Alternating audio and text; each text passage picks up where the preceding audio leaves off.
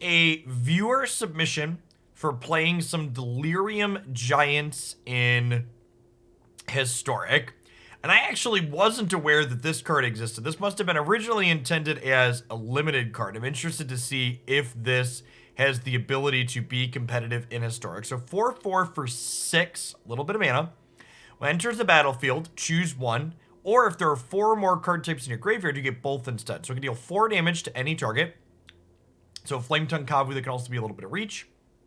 Or look at the top 4 cards of your library, put 1 into your hand, put the rest on the bottom in any order. So like this is like a pretty good effect if you can enable Delirium. Like 4/4 kill something cantrip.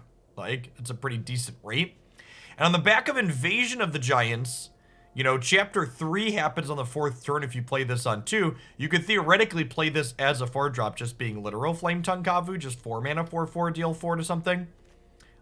We've got Unholy Heat as another way to pay off for Delirium. We've got Soul Guide Lantern addition to Invasion to help us hit those card types. We've got Glimpse and Expressive Iteration. We've got the new direct-to-digital card and Rimewall Protector to kind of tie the room together for our Giants, giving us some more Giant synergy. And then we've got Aegars for drawing some extra cards as well. So let's go ahead and pop on into some matches with this and see if this has what it takes to keep up in Historic. Oh, right. I have the... Let's hide that. That's from our mobile adventures yesterday.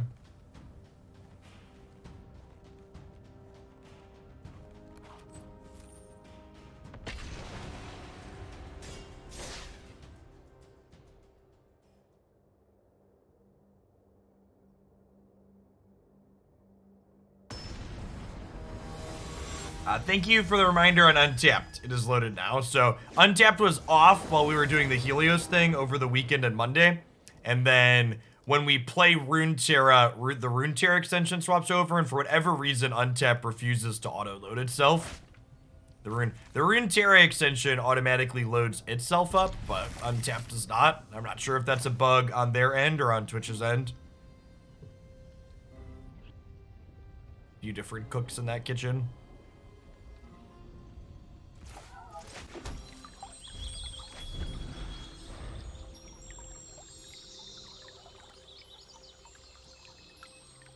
Thanks for the follow, Mitt.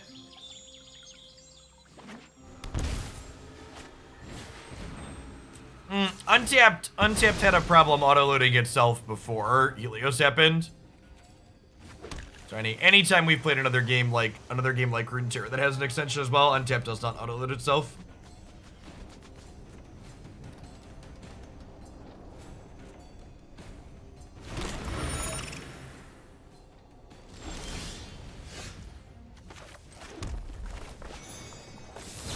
Yeah, Twitch notifications seem to be fairly inconsistent. You're far from the only person that mentions they don't get them. Something you can do, since you're one of my wonderful subs, if you're not, you can join the Discord server. And in the Discord server, there are roles you can self-assign that can let you get tags, not only when I go live, but when I change games. So there's a group in there that can tag you when I start doing Magic content, or Runeterra, or Pokemon, or generic variety stuff. You head to the join Discord role channel.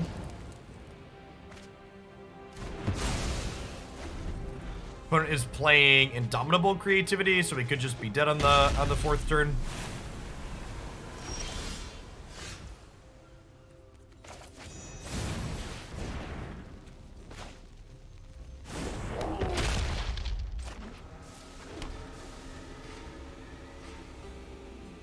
Yeah, Kinix.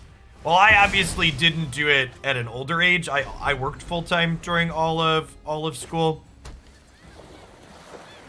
It's definitely an experience.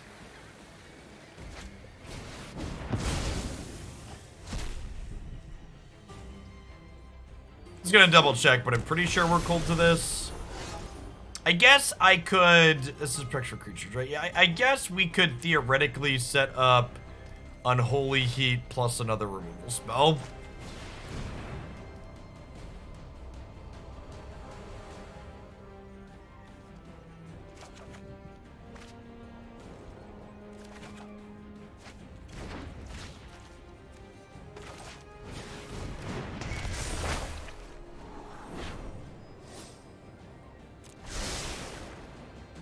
None of those are the Unholy Heat we wanted for Christmas.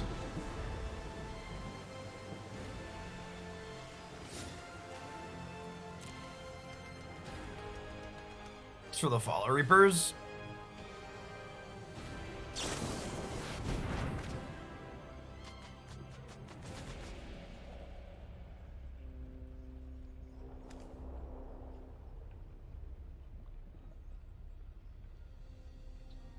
I mean, it only does 2 damage, so it wouldn't be particularly useful next turn.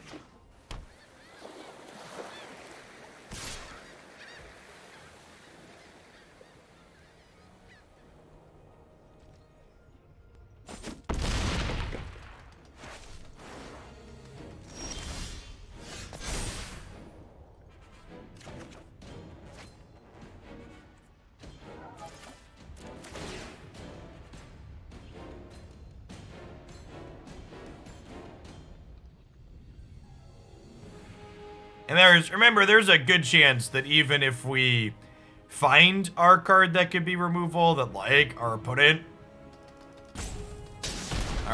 ends up having an Archmage's Charm here.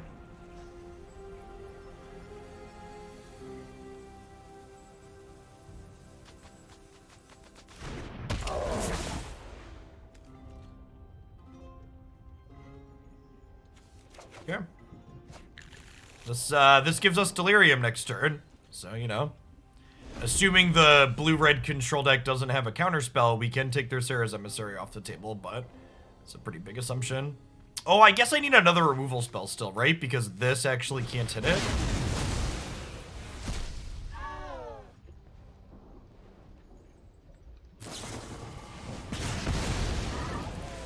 Happy Wednesday, Croc.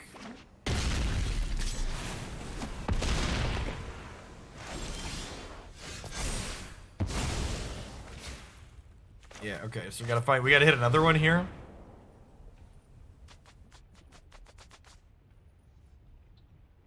Okay.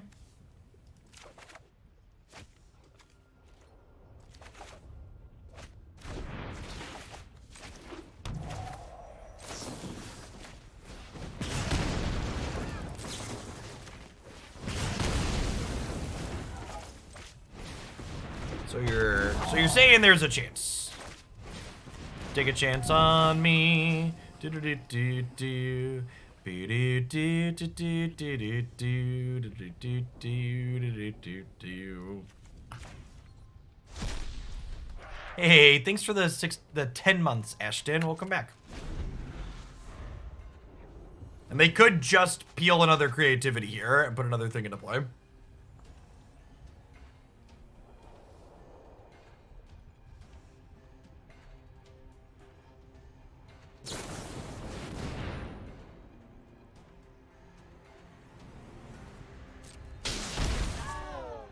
That's a pretty good reason to head back to school.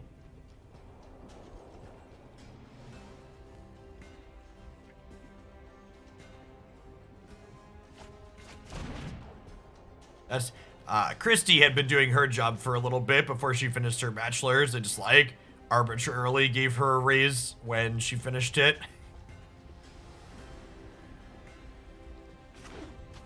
All right, you do the same thing you've always done, but here is more money because you have a paper now. Okay. 2, 3, 4, 5, 6, 7. So, am I supposed to hold this now?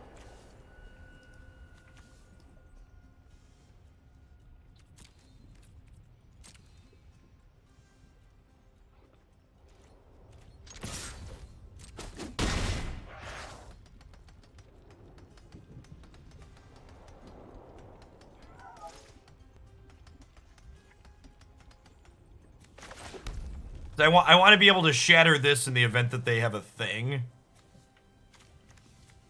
I'm just gonna pass for now. I can play around a second creativity here.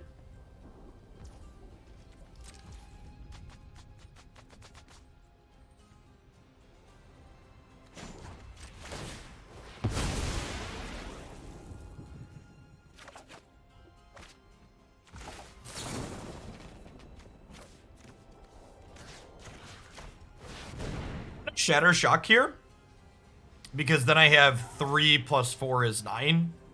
2 plus 3 plus 4 is 9. So they are theoretically dead here.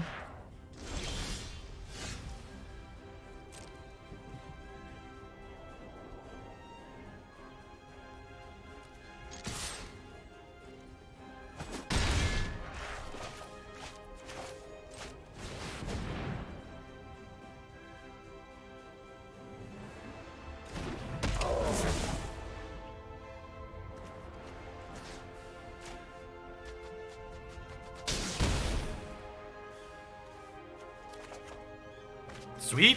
All right.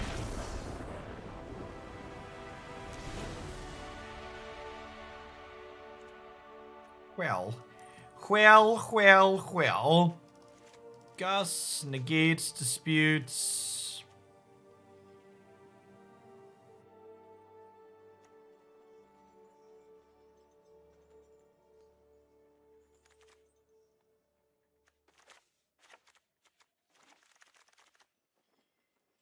And now I guess the question is, do I keep the Unholy Heat post board?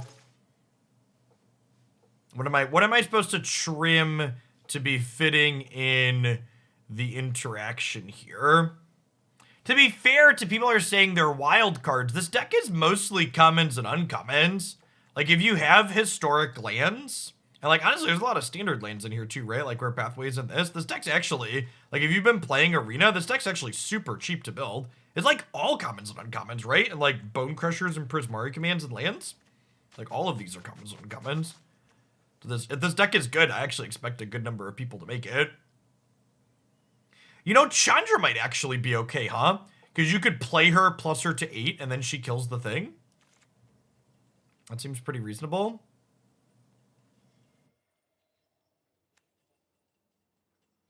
I just loaded up Untapped and I'm missing 1 uncommon and 4 rares. God bless. Yeah, and like the rares you're crafting in here are like good crafts, right? They're not like sketchy rares that you're going to be sad that you invested in.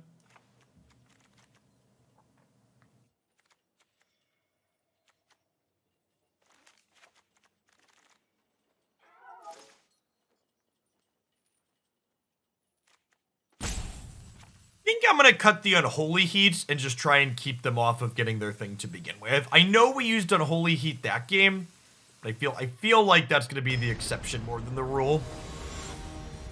Exploded Bombs, thanks for the follow. Good morning. It's actually 5 uncommon wild cards. I had just assumed something was a rare. That's great. You love to see it.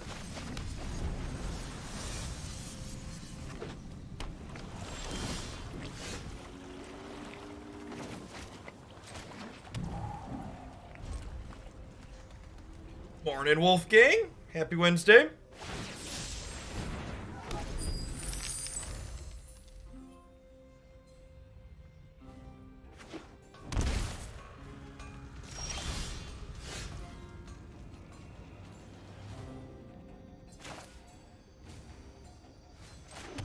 We just chill for now.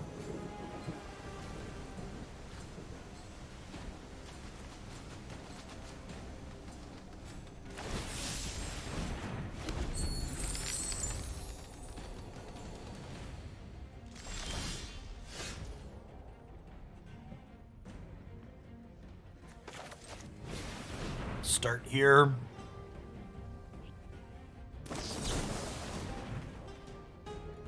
I'm fine with that.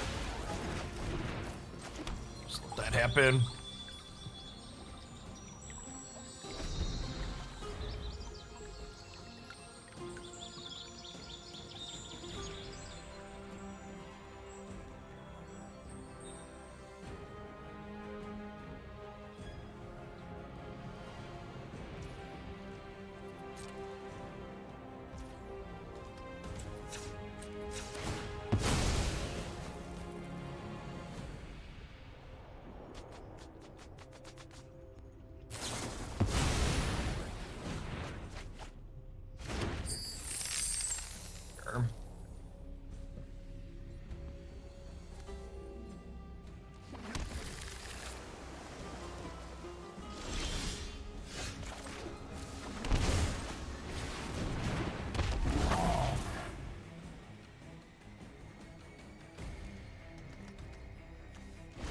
warded a little extra. The ward ones do stack, so getting multiple of those does have value.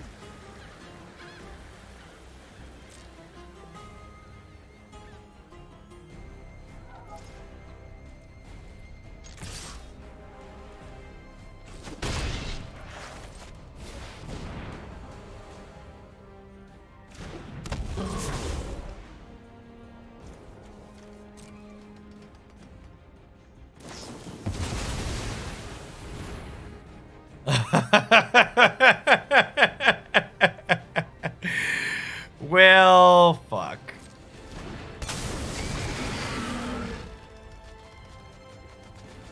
The copies of Ward here actually super relevant, huh?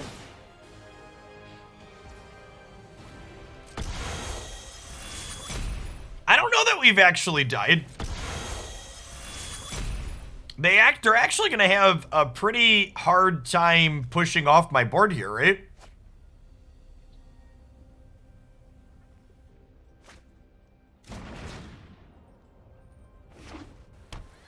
Why is there a lobster bigger than our giants? Asking the real questions. How do they ramp that out without lands, treasures?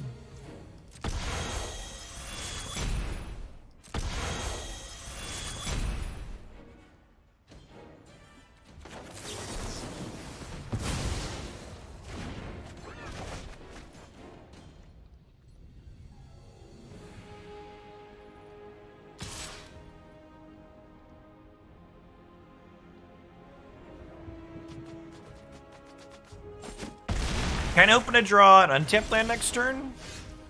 Sad.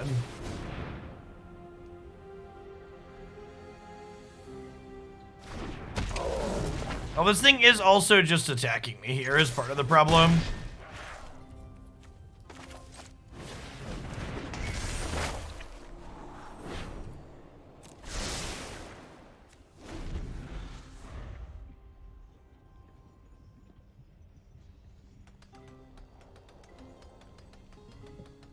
And they don't have ward when they're on the stack, so if my opponent has instants, they can be casting spells to bounce my things off the stack.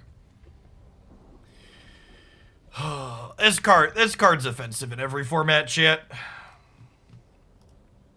It's so good.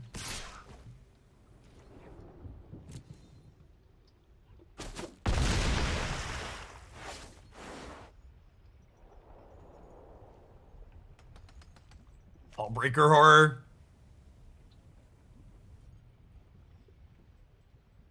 Yeah, I agree, Dwight. I think they overuse the make treasures on things. I like the treasures on cards like Innkeeper and things like Kalain, but the fact that they've just like stapled it onto all of these other things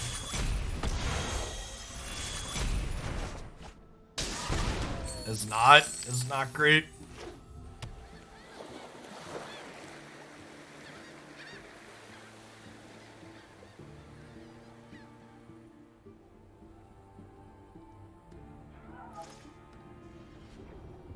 Yeah, honestly, Kenix, I wouldn't be surprised if this card eventually has its text box changed. They could also just delete can't be countered off of it, or adjust its stats so it's killable.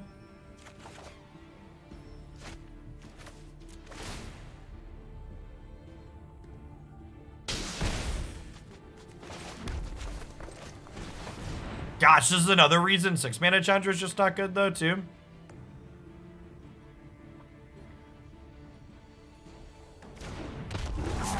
Yeah, they could make you pay mana to get the bounce effect happen.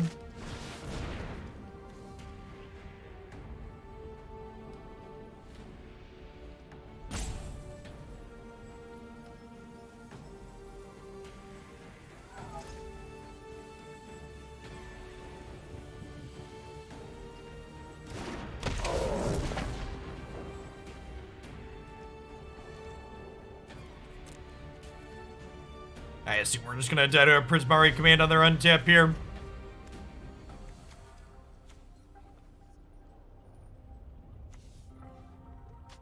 A couple of wards on these. here in the Giant Ward.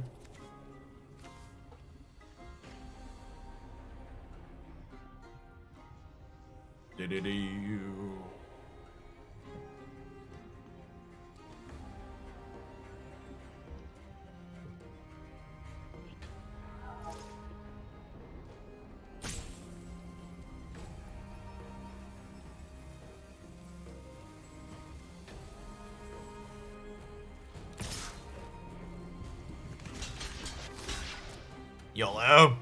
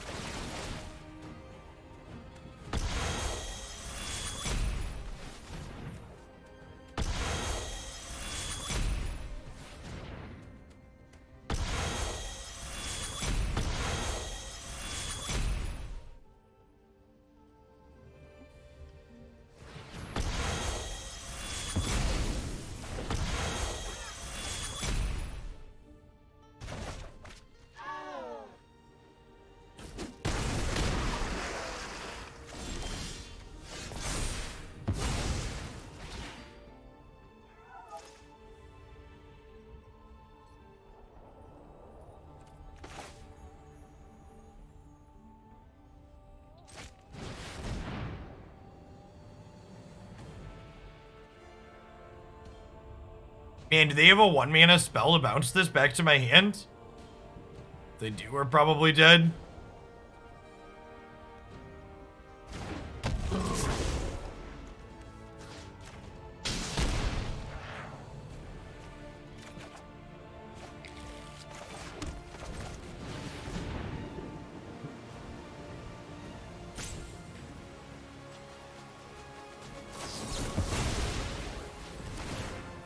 What? I'm so confused. I'm so confused.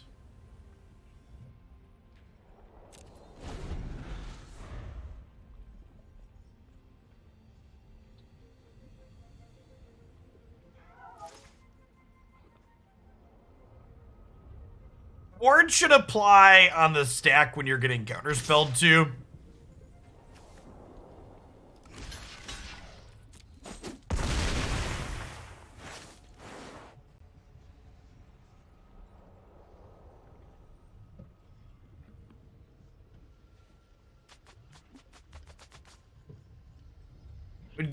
Would give an interesting way to give more counterplay against blue shit.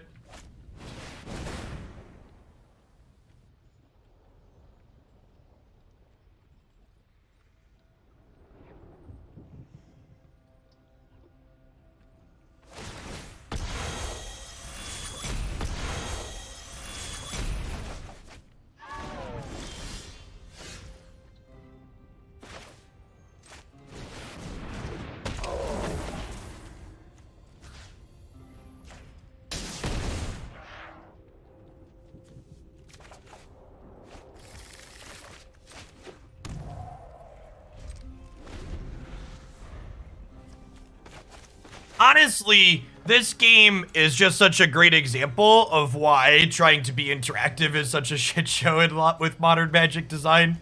Like, I boarded into a bunch of interaction, and then we even managed to draw that interaction, and just like, it just doesn't matter. Just like, have a big old helping it get fucked instead.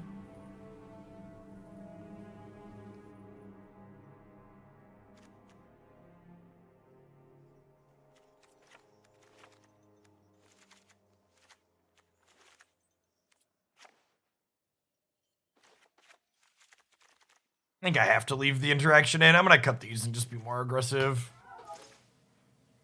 Can I have a second help big, right?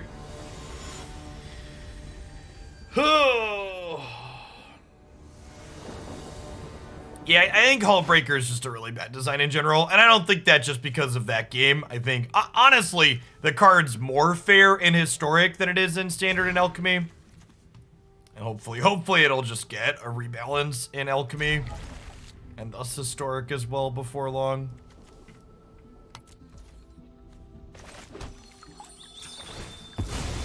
This.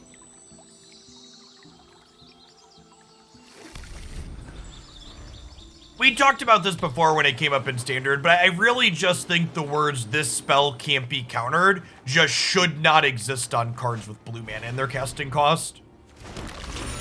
It should be in effect entirely reserved for other colors to have counterplay against blue.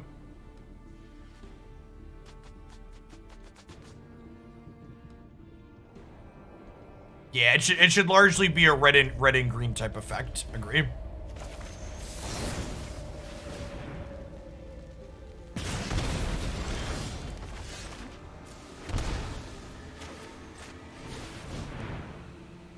So Rimewall doesn't hit Bonecrusher in this instance, but, well, that's a punish. I wanted to play Rimewall to play around Fire Prophecy here, but running into Mystic Dispute's a pretty big feel bad.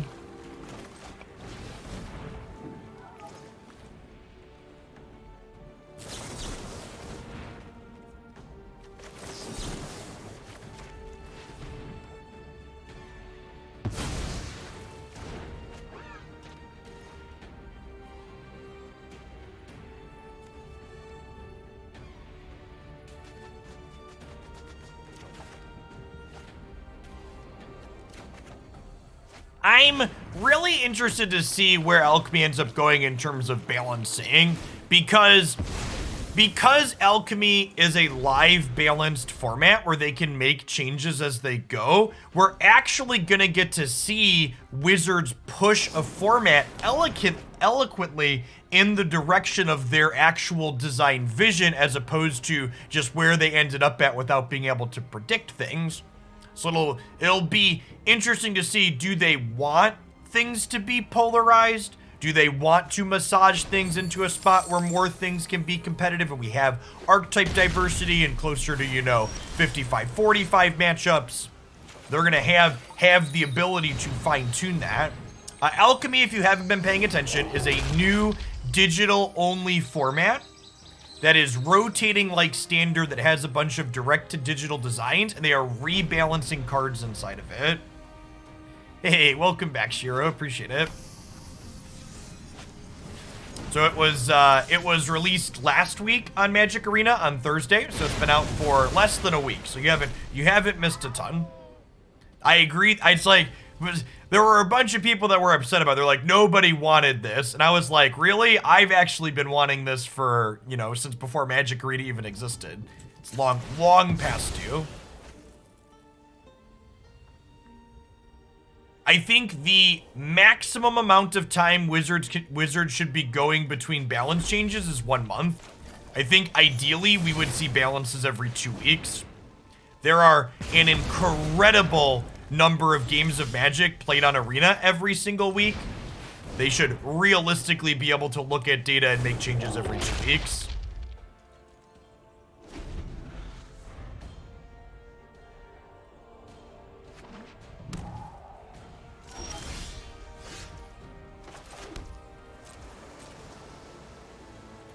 I think once a month is the bare minimum. I think every 2 weeks would be ideal.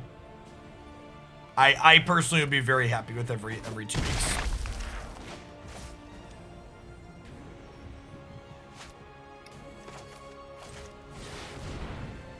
It might be wrong to jam this.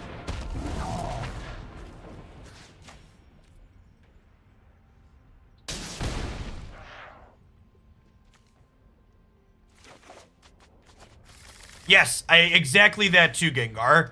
By balances, I don't mean I expect there to be nerfs every week. Every 2 weeks. Buffing things and making other things that aren't good enough stronger is a very valid and good way to balance a format.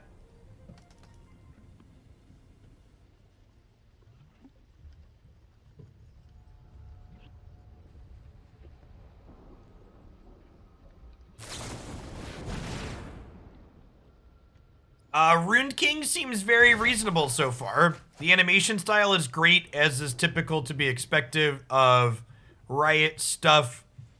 The combat, and I want to prefix what I'm about to say with this is a positive thing, because I know the comparison I'm about to make is for a game that doesn't have a good reputation. But the combat system in Ruined King is actually very similar to Raid Shadow Legends. And I should suffix that statement with, I've played hundreds of hours of Raid Shadow Legends, chat. It's not just a walking meme to me. I've played a lot of it, but the turn-based combat is good and has some parallels, has a lot of parallels to Raid.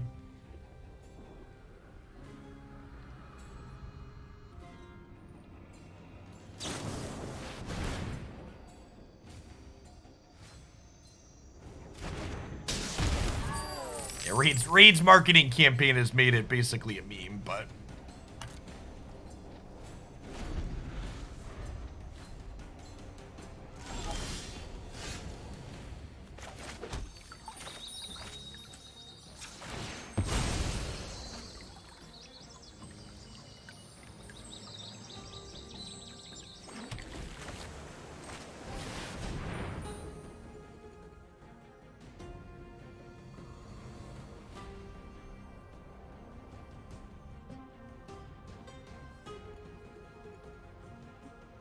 See, I think your player characters feeling broken in the late game is a good thing. Like, people, your players should feel powerful in a single player RPG. That's a good thing. And there should be difficulty knobs for people that want to still be really challenging. But like, I play video games on normal, not only so I can just enjoy the story, but because I should get to feel like a god in the late game.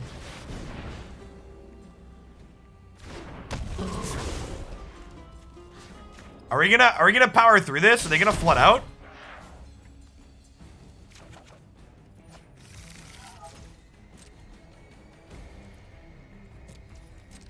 Did we do it, chat? Did we beat the Hull Breacher? Hull Breaker?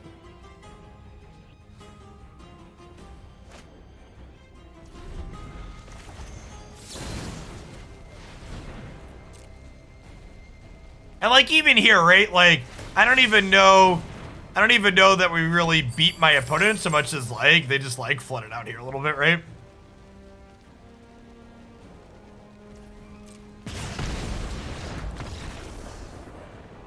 Sure, we'll take it. The Prophetic Titan was sweet in those games. We had more lands, we beat them, that's true.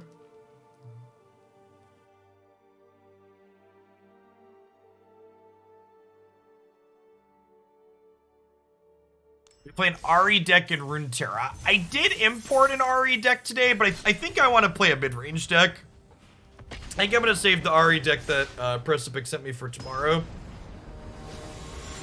Speaking of Runeterra, if you're one of my regular people who usually dips when I change to non-magic stuff, the Runeterra segment today is going to be hashtag sponsored by the Twitch bounty board again. So if you want an easy way to support my content, hang out for the Runeterra session. The bounty board pays me $1 dues based on how many people watch for the hour.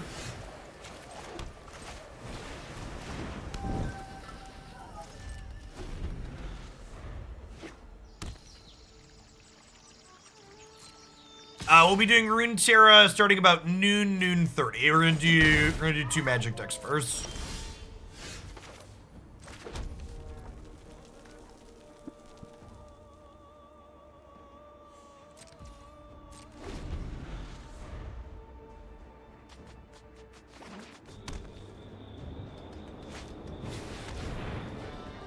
Okay, so with this play, we're gonna go ahead and step on the inspector so that way if this doesn't get to make a token.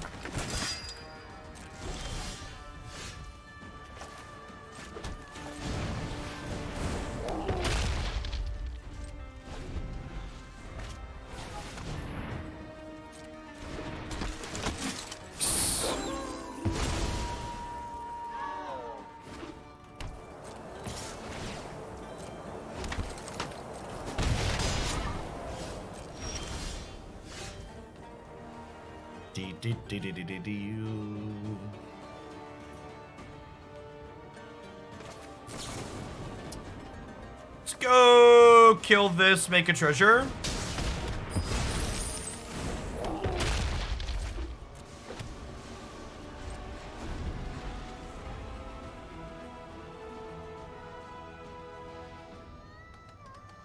Yeah, Runeterra feels legitimately good to play.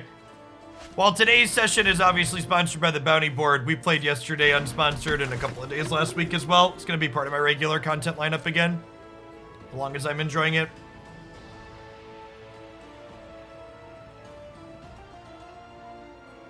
Do two to 3 days a week.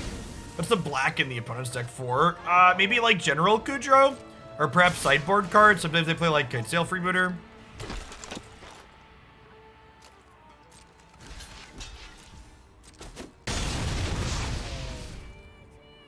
Correct, yeah, at least another hour on this one. This deck seems pretty reasonable at the core, so eventually we'll do a full session with it. Aegar,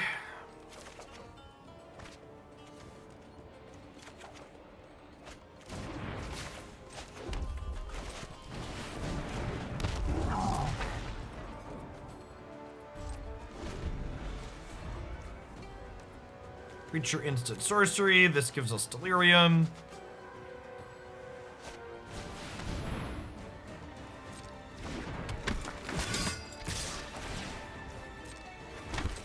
Okay, so we're taking a bit of damage here, but Aegar gets to kill this for over damage, which lets him draw a card.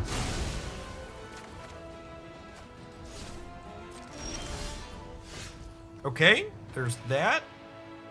Let's go ahead and draw a card with this to get Delirium.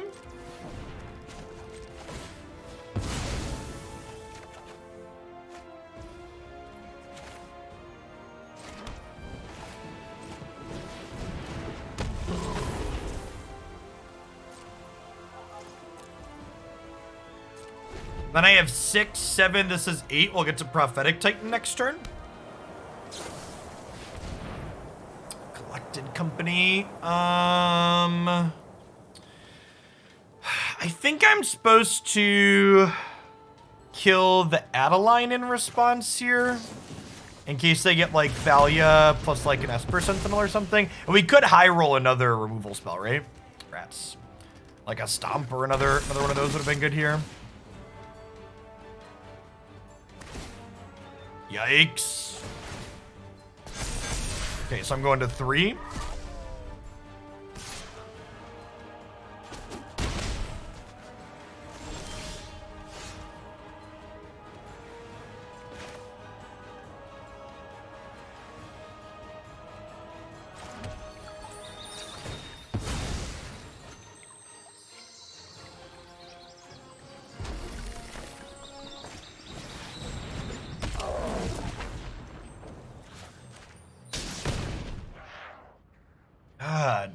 God, that's so unfortunate.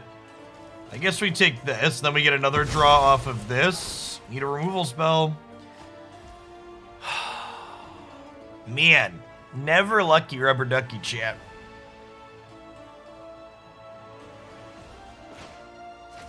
Actually just dead. That's super unfortunate.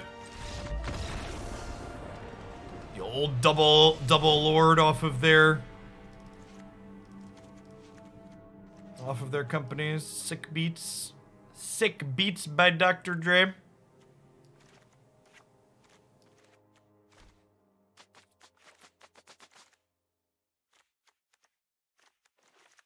Some more spot removal here. I think my lady Chandra's probably a little too slow.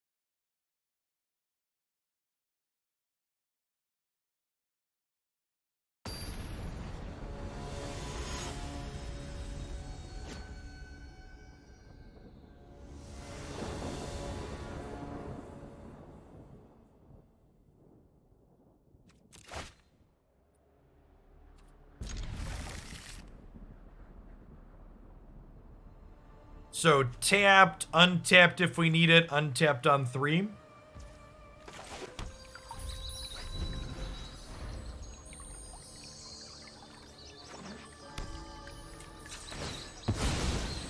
Now, do I shock the steam vents on 2 to be able to kill a Thalia? Yeah, I think with the Expressive Iteration drawn, the answer is definitely.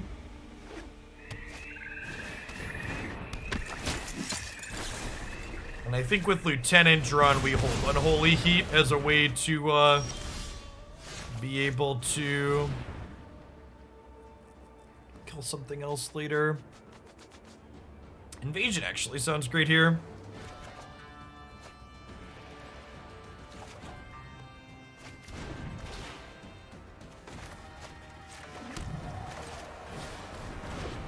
Untapped appears to be struggling for me as well this morning. They must be having site issues.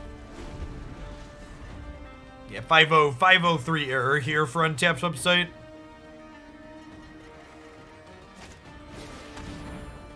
Hey, let me ping my person.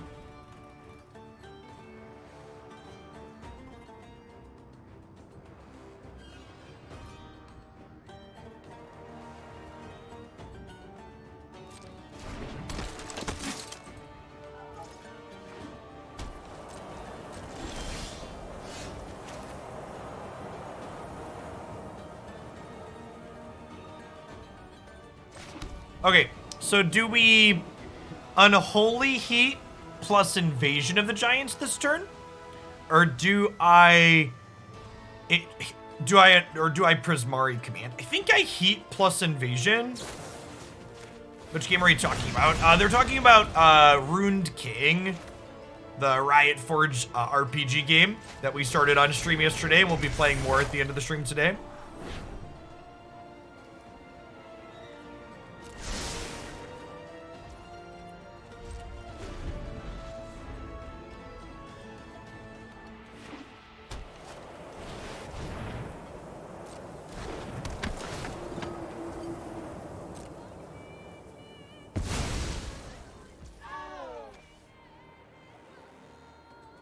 Wow! That's rude, chat. They took the giant out of our hand, so we can't.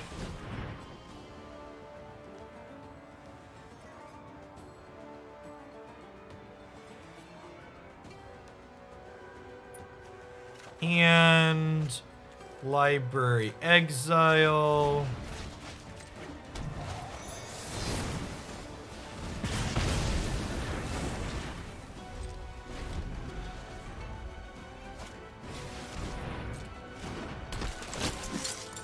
Ooh, this actually hurts my delirium a little bit, right?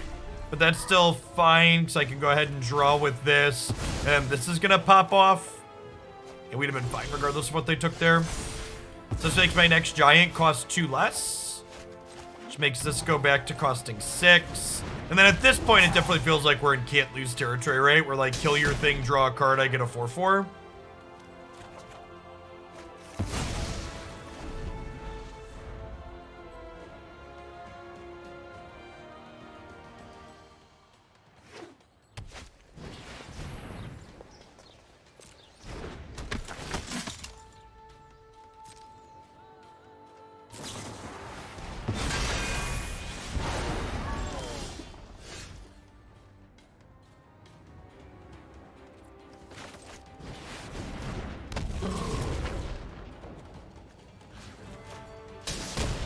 Yes, Riot is definitely taking their League of Legends money and throwing infinite noodles at every wall and seeing what happens.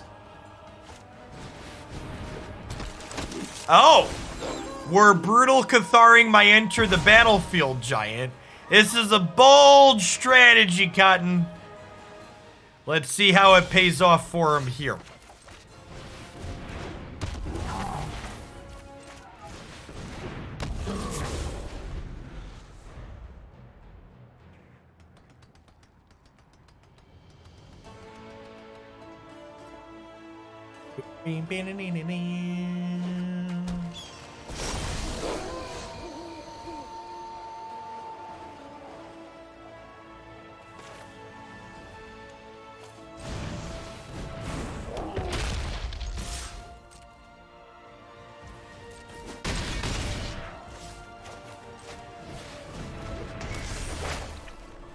I'm letting this flip back over intentionally, so that way I can Unholy Heat it and not pay 3 life.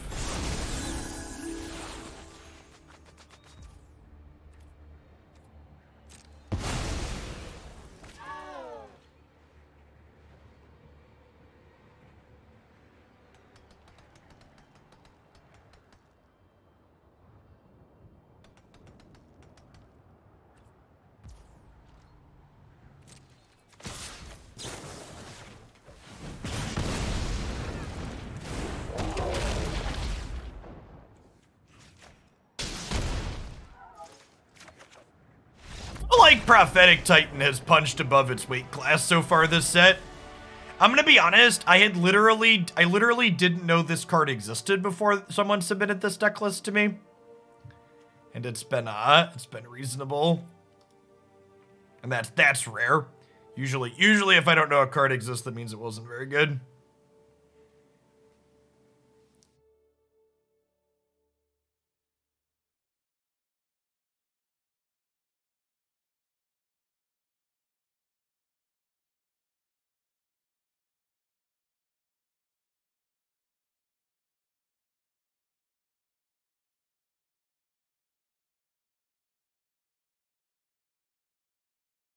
It's a house in limited. Yeah, that makes sense. Flametongue Kabus are always good in limited, right? Like he's a Flametongue Kabu +++. You get him set up right.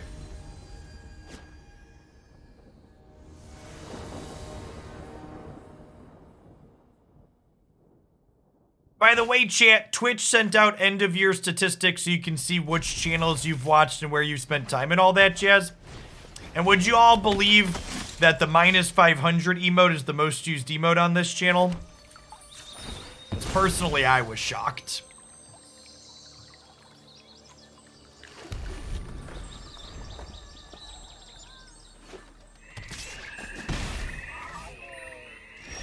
For those of you that are new to Hoaglandia and Magic culture, by the way, that you're wondering, what in the heck does the -500 emote use?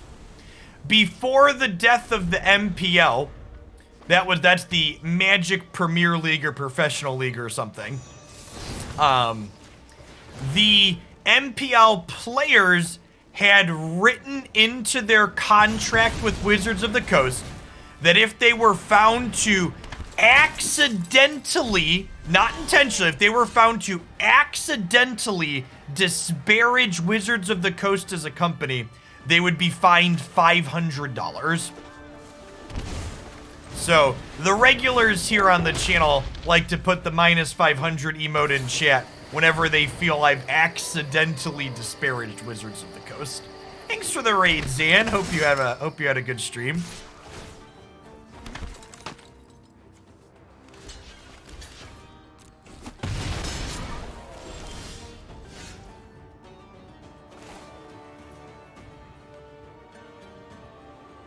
And for reference, if they concluded that you disparaged Wizards of the Coast intentionally, your contract would be ended. What's the punishment?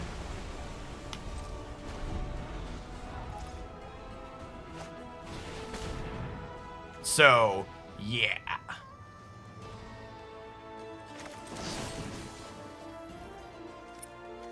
think we're supposed to kill Adeline here.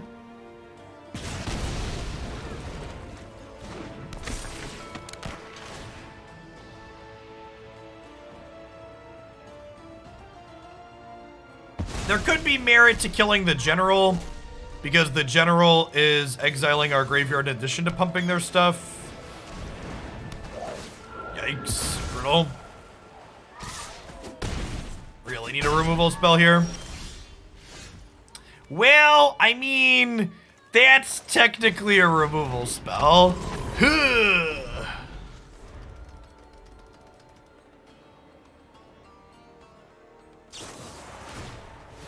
GG opponent. A little bit too clunky for us here in game 3. Close game 1, solid game 2 for us. Not a whole lot we could do there. And that game's actually a good example of why, if you note when I sideboarded, I boarded out a number of our card advantage spells, because drawing too many of them is an easy way to lose, especially against a Thalia deck, but sometimes it's just gonna happen.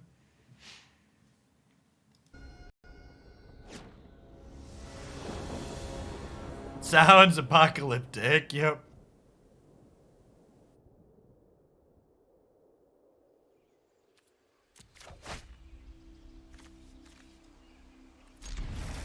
Alright, let's do it. I think you just, like, almost always play this out on one. Just use your mana and get it into play.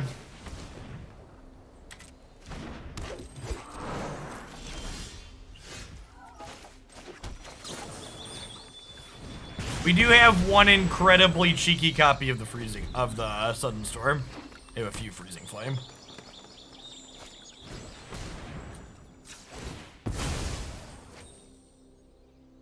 Elves here for the opponent? Maybe some kind of party time?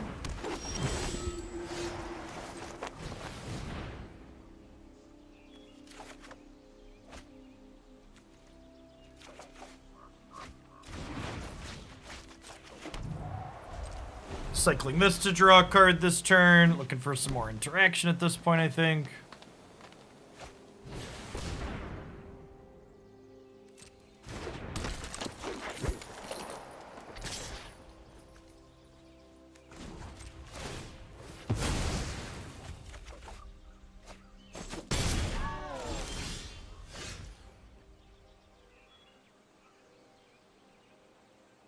We just dropped down a blocker here.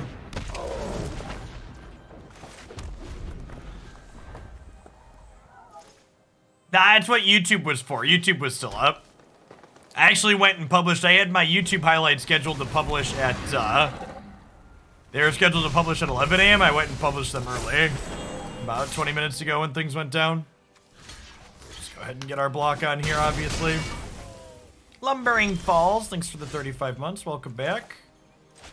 Removal spell, please. Nice. Okay, so honestly, I think we want these Titans, right? Because I already have an Aegar. So we'll go hand, library, exile. Then we can scry with this.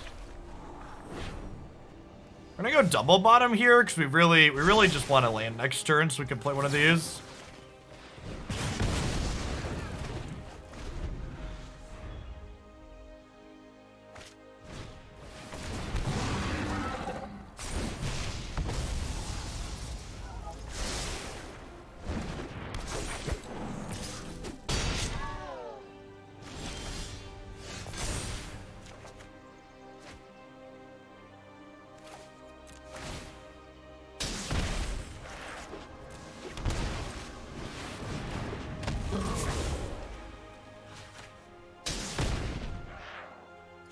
We just take another untapped land here.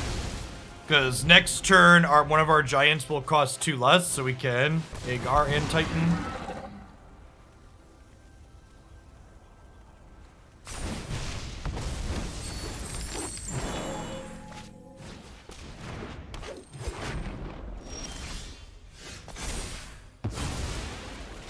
I guess we could Titan and Bonecrusher now. Let's do that. Actually, I can Titan this, pay for the ward.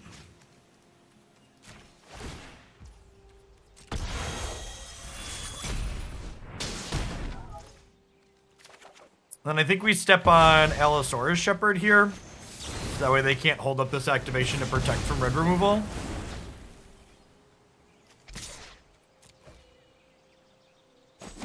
We're ready to start pivoting here, I think. Let's go down boneless. We are back. Back again. Do-do-do.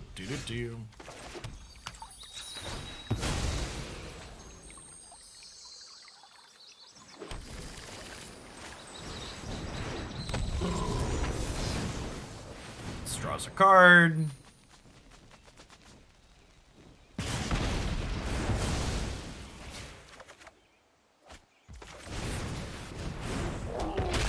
I think I want to be a little conservative here since we're low. I'm only going to attack with one of these. So I want 2 blockers back that can trade with Steel Leaf.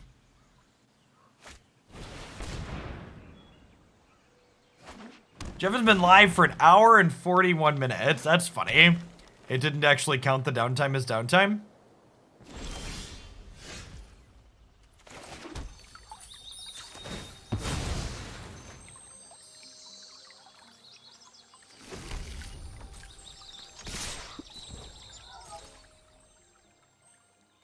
Kill you? Yeah, this card, like I said before we got disconnected, this card has like really been overperforming.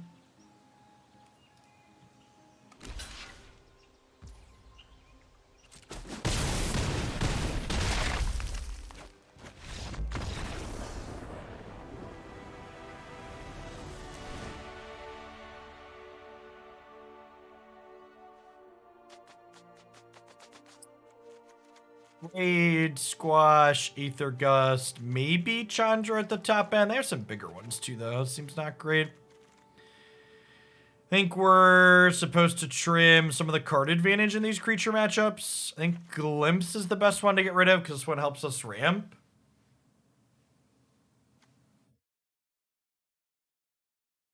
Yeah, it's great, Jin. S tier really did an S tier job. We already played Ab's Adventure. We have not played Ab's Adventure yet. I did update it, though, for Alchemy. Like, it's likely going to be our second deck today.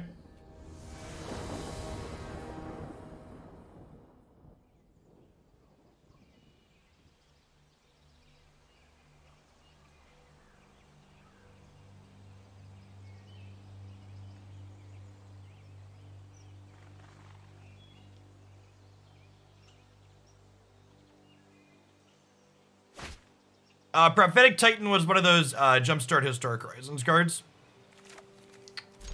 It might be right to mulligan this. If they have like a Land War Elf on the play, we're going to be in trouble. Or they're playing a Boreal Grazer. That's interesting.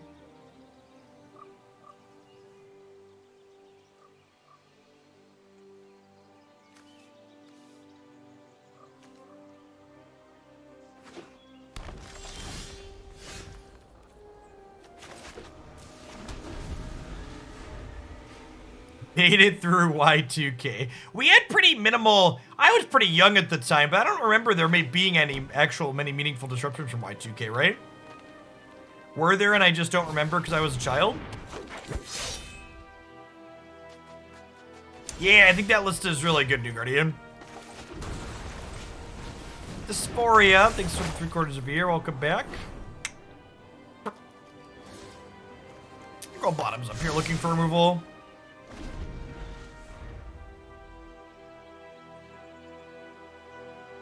So, Y2K was not FUD. What other people in chat are commenting on, there were a lot of people that did a lot of work to make sure nothing happened with that, is my understanding.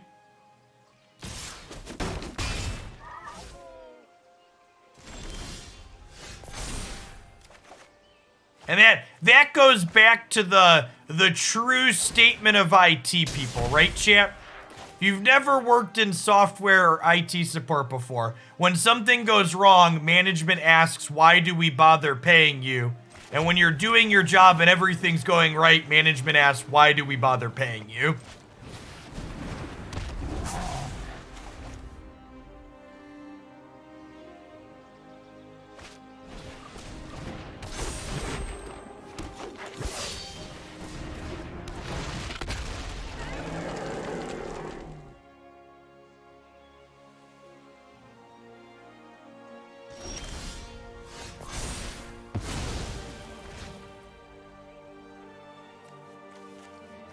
Yikes.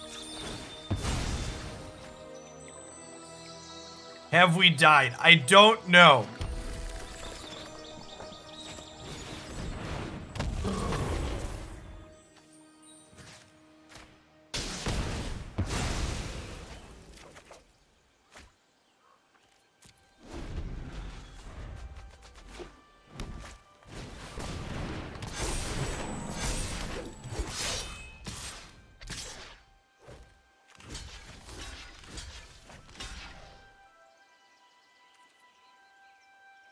So I need Prophetic Titan to go to the bin so I can hit Delirium for this to kill the Ghalta.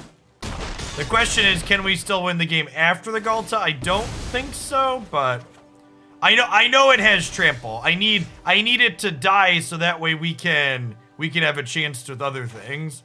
Am I still just dead on board? So I can squash this. And then we can squash Unholy Heat this. And then I block and I take exactly 6. What a tilter.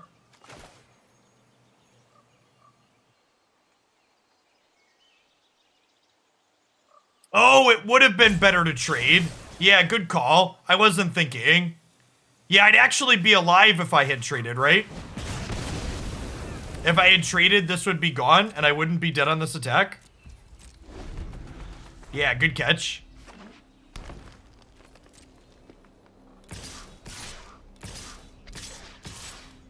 Damn. Yeah, I messed it up. I messed it up, chat. Yeah, because it has trample, I should have traded for the 3-3. And then we'd be going to 2. And honestly, if I go to 2 there, we probably win the game, right? If I go to 2 there, we probably win the game. Yeah, they messed up. The last patch messed up the Mythic logo. Because this is good software. That's right. We'll get him on the play here.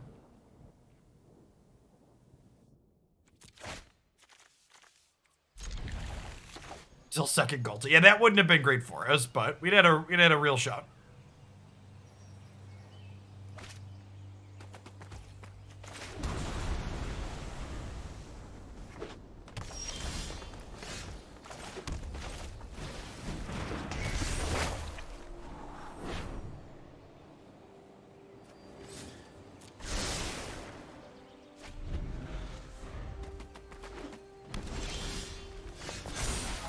Magic Arena doesn't have bugs to the person who said it was a bug.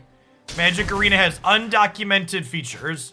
Okay, so I'm gonna fetch with this Fabled Passage before I Invasion of the Giants here, because I don't want to be fetching after I scry.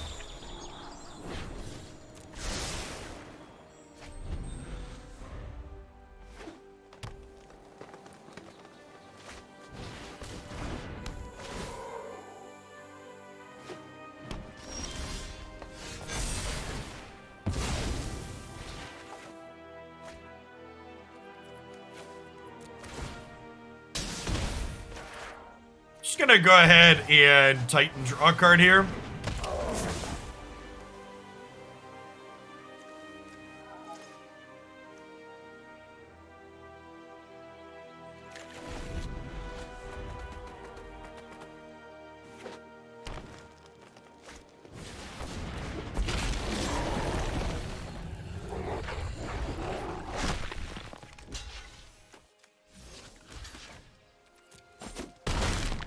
The no blocks on this. We'll Titan into kill the questing beast attack for 4.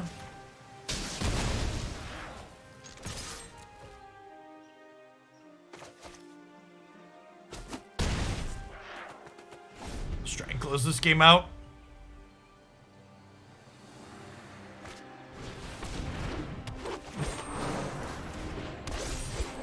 Welcome back, Kenobi. It's for the 29 months.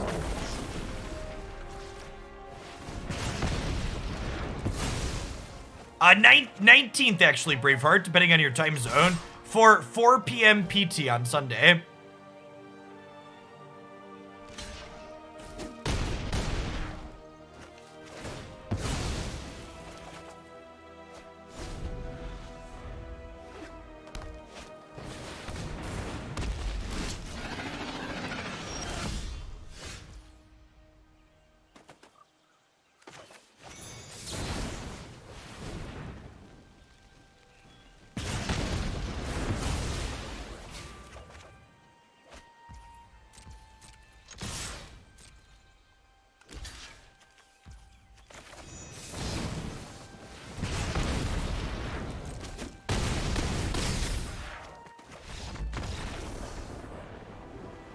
Hey, Swoon, thanks for the third of year. I really appreciate the support. Welcome back.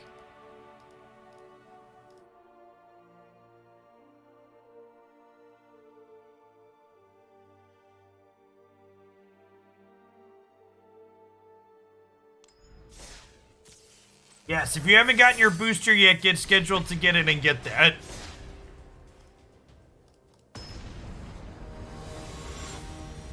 Metrics aren't just up in the UK, they're up everywhere. Last week, my local hospital was at 100% capacity for ICU and normal beds for the first time since the pandemic started. Things aren't over just because we're bored.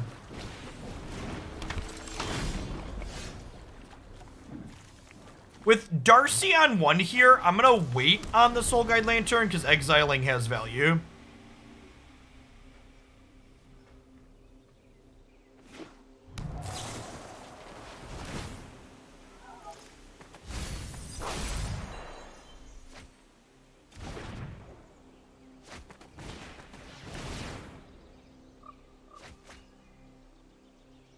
Hey, Kalab, thanks for the 2/3 of a year. Welcome back.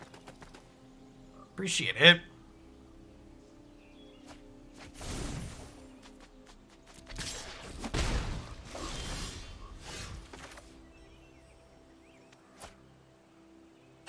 So now because I waited on the Soul Guide Lantern, I have to choose, do I want to Soul Guide this turn, or do I want to Bonecrusher this turn? I think it's more important that I keep Phoenixes from entering play.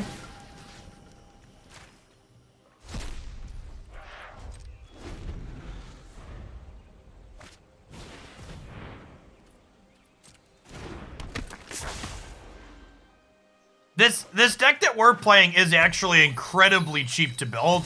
And if you were playing Standard, if you've been playing Standard, you could probably build the whole thing dirt cheap. All of the non-standard cards are, the non-standard cards are commons and uncommons.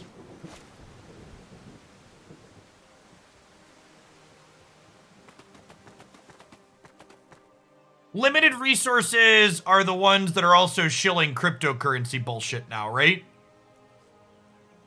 Or am I mixing those podcasts up?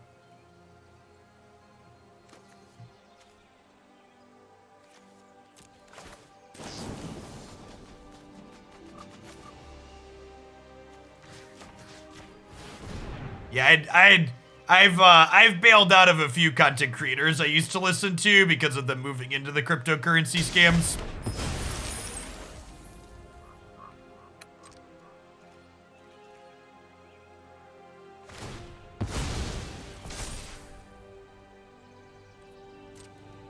Well, no one reasonable is telling you to go get a booster you shouldn't be getting it, Fear Devil. You should be following advice from whatever your government agency is that's providing COVID advice for your country and your medical doctor. So, my audience is over 50% US based, and all adults in the United States have been eligible to get the COVID vaccine for well over 6 months now. So if you're in a country that wasn't the case, obviously you shouldn't be getting it if you're not at 6 months yet. If you have any concerns or confusion, you should consult a doctor, not me, a random person on Twitch.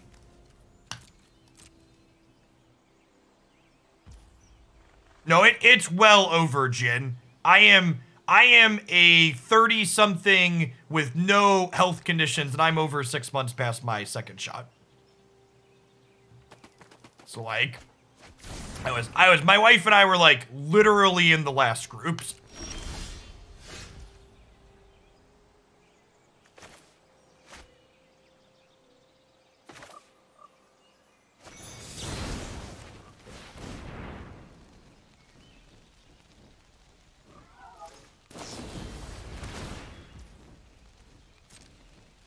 Wow, that's super unfortunate. Because this means we lose our Bonecrusher Giant here, too. Edge.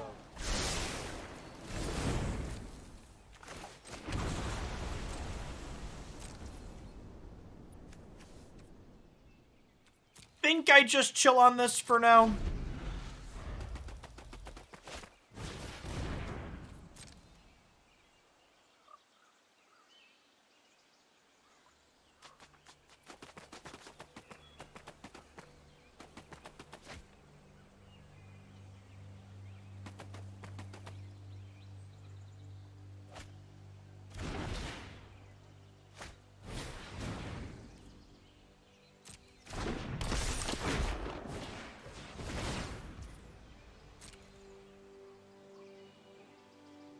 You missed Twitch and AWS crapping the bed again.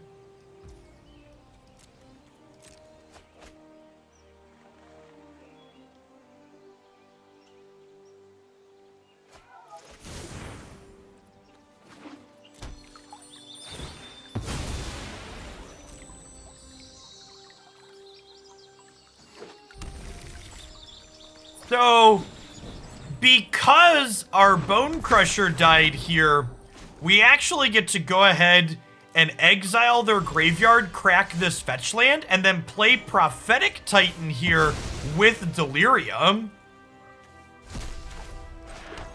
So we get to get both modes here. This card continues to just be very, very good for us.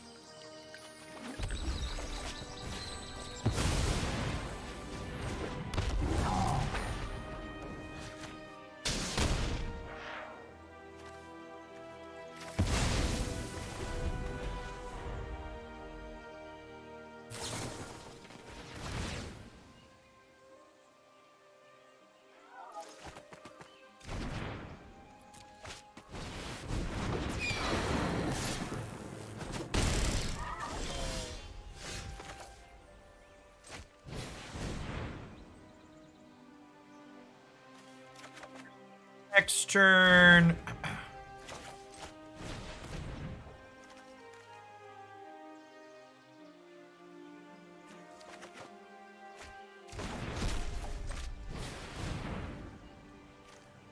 Yikes. I was hoping to find a deal one. I guess we'll grab this to hand.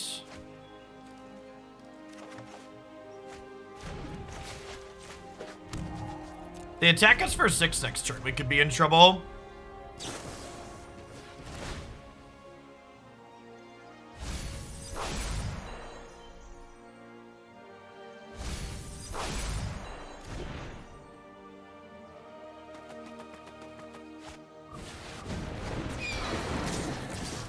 An attack for 6, even if it's not Delirium.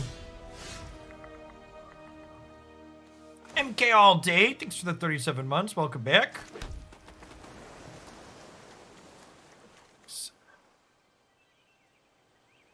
I think I'm just passing here.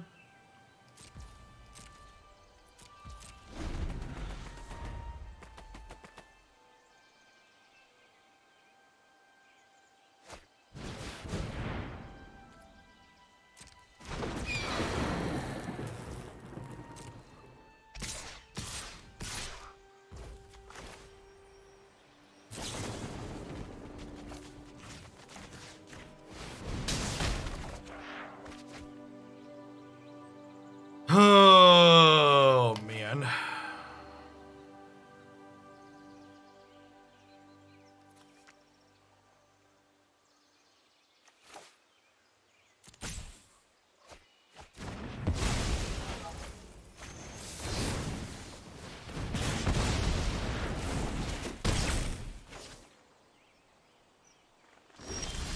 Not dead yet.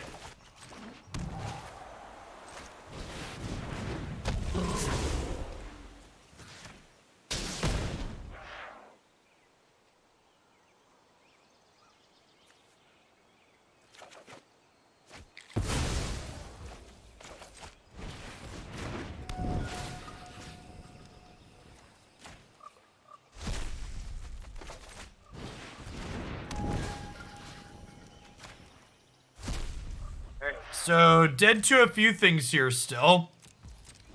Maybe I should be attacking this turn.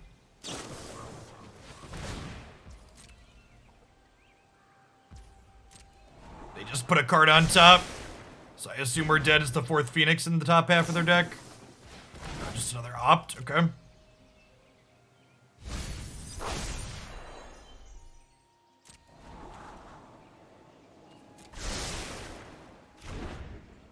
Am I dead? They scraped top again.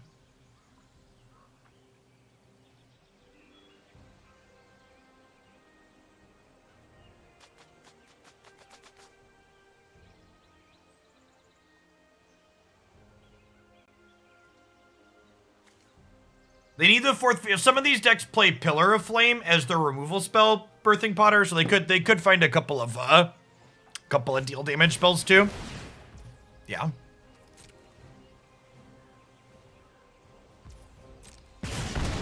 They left another card on top here, which is terrifying.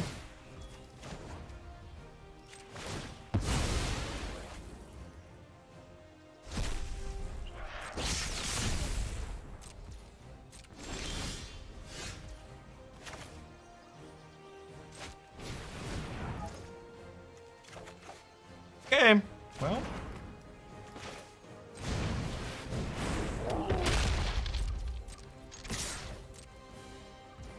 Oh, we're so close, chat. So close. Just gonna kill this now in case I left a cantrip on top to give them less selection.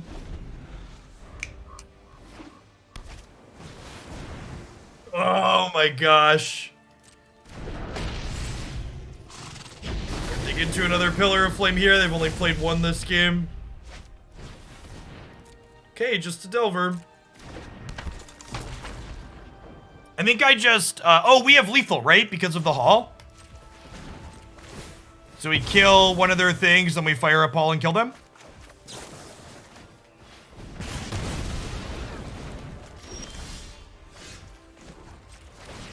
Wow, what an incredible game. Prophetic Titan, punching the clock and going to work yet again.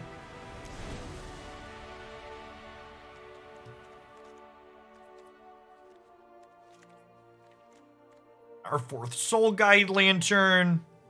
This card enabling Delirium is so good. We'll bring in Abrade. I don't think I want the squashes. I think they're a little slow and clunky. This card just probably shouldn't be in our deck, if I'm being honest. The original submission had 2. I trimmed down to 1. I think we're gonna cut the last one. I'd probably play another Soul Guide after this.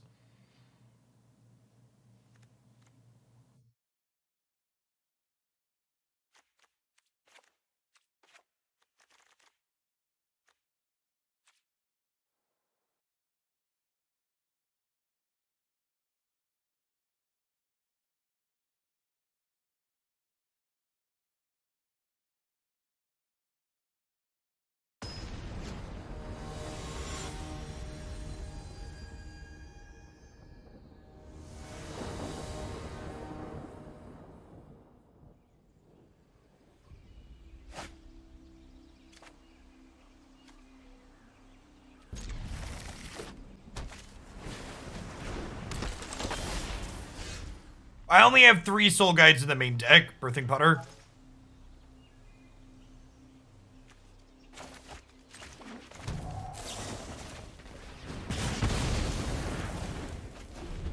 I'd love to draw untapped land next turn.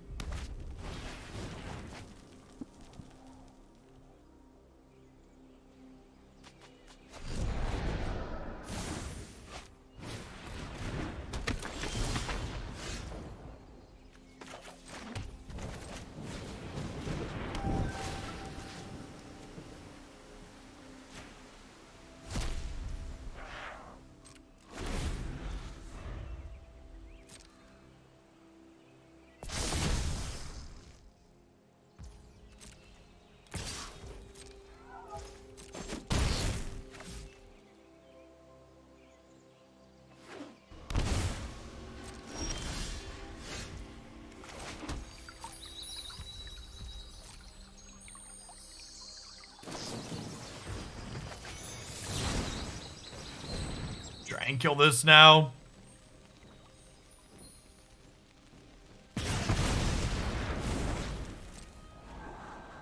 We are definitely the control deck in this matchup. Want to just kill all of their things as frequently as possible.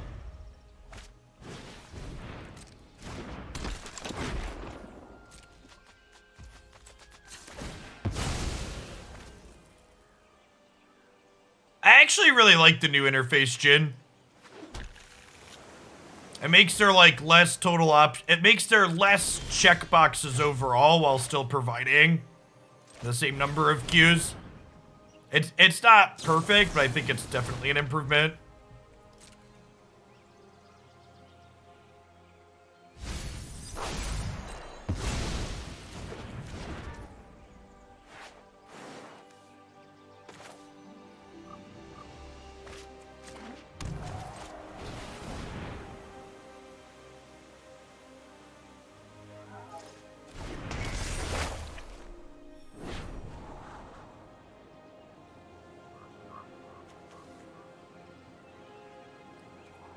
Yeah, this is fine.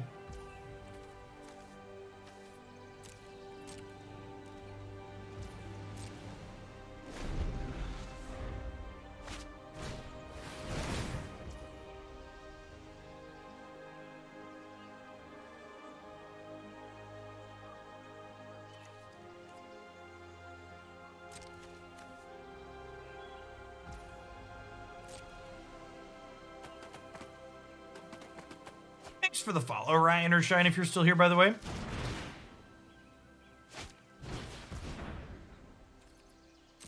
Yeah, there's been a lot of client hangs in the most recent patch, Jin, for sure. It's not you, it's Arena.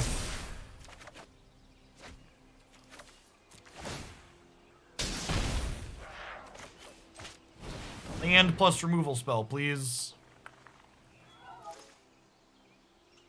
I guess that could be what I asked for Christmas.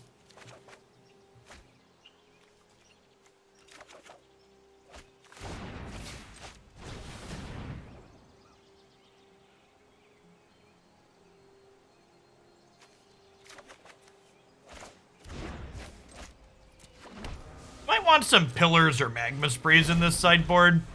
I definitely feel like I want another 1 mana removal spell here. Them flipping. They flipped both their Delvers the turn after they played them, right?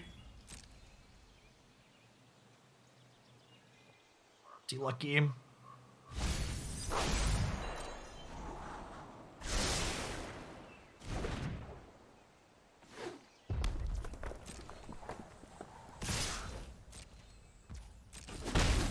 Open and draw untapped land so I can do this and this next turn. These slow lands are so good, shit. Let's start with Stomp.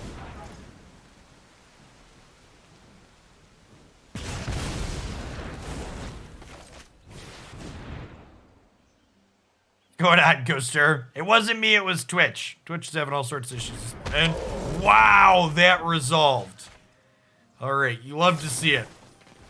You love things you love to see it.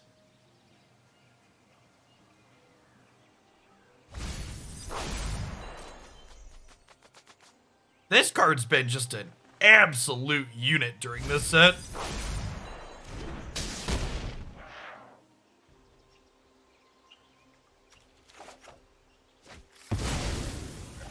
Spell here.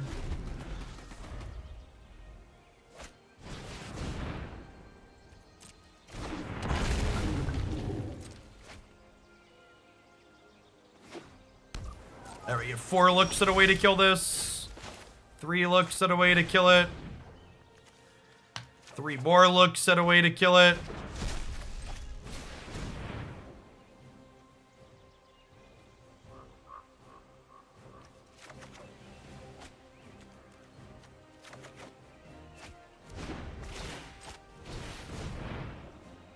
Okay, thank you. I was about to get a little tilted, shit.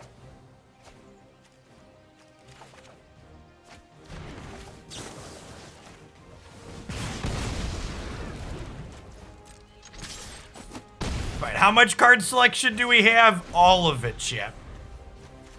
All of the selection. I guess I should have taken the second Abrade instead of the Glimpse. We get 7 looks. 3 looks. Alright, sweet. Only needed 3 this time, champ.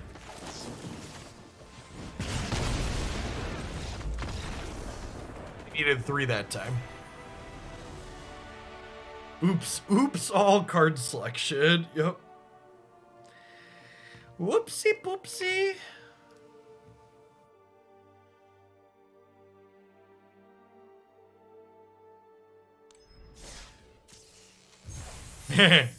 Card selection goes burr.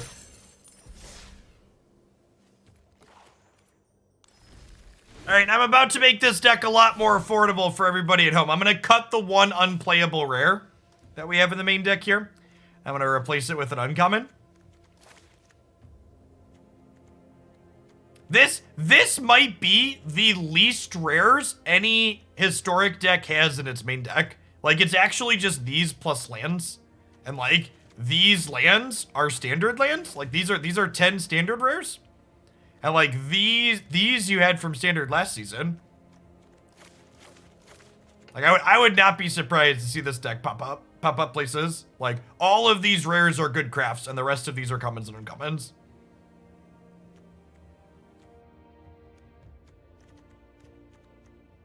Think I want a couple of instant speed deal. What's the deal 2 that exiles? It's not Magma Spray, it's the new Magma Spray. Flame Blast Bolt. I think I want a couple of those on the board.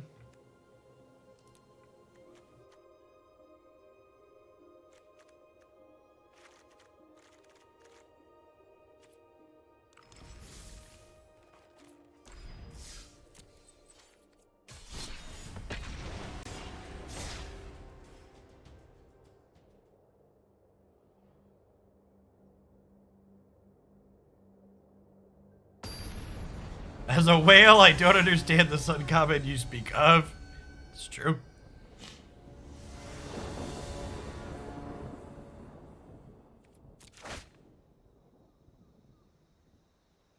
Against Yorion, eh? This is probably a hard matchup.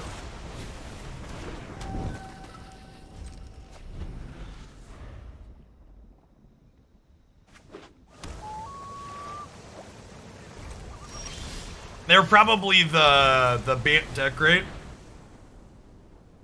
Well, choices. The illusion of choice.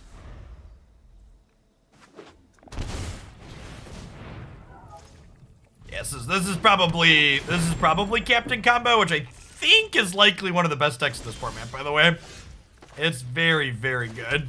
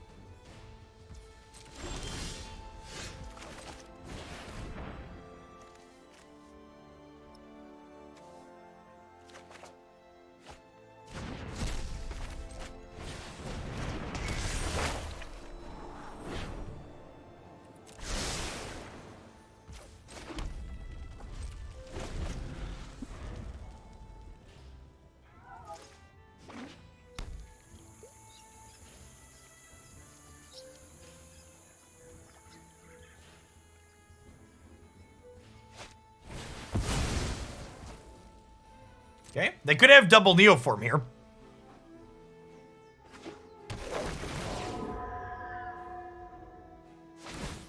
Okay, so not double Neoform.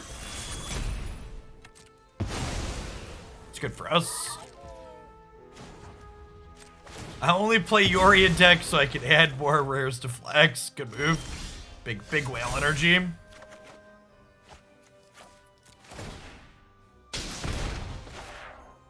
Which is the true Hoaglandian way.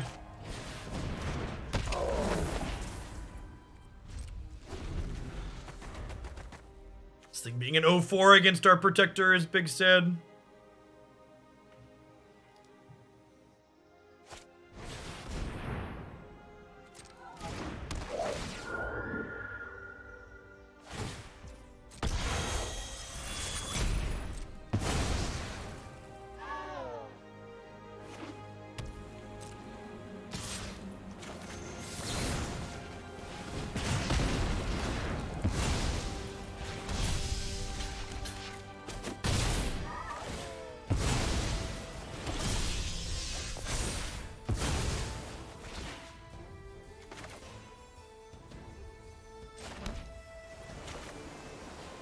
I think I'm supposed to kill Wall of Blossoms here. Torp Orb's only been printed one time, right?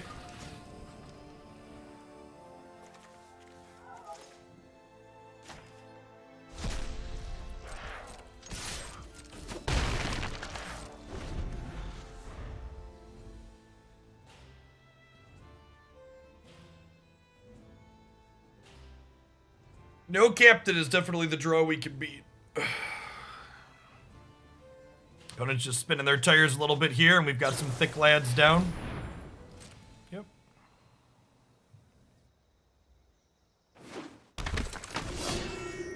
All right, there's a captain next turn.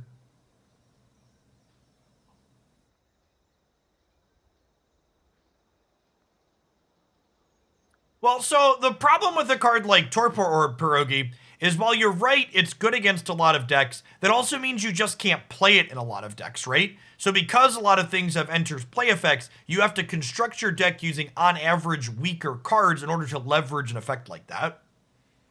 So there's definitely a very real, like, trade-off as a deck building consideration.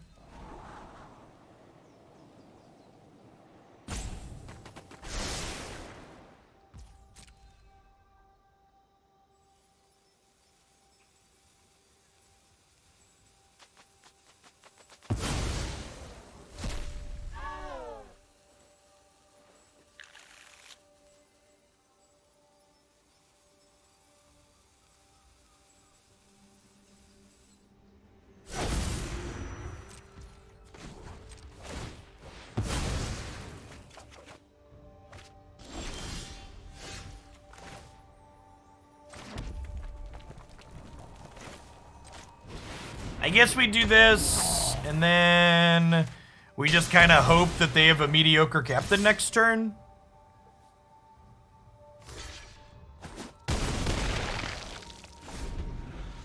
Because, like, remember, this this captain could just put, like, double digits worth of power across a bunch of bodies into play here.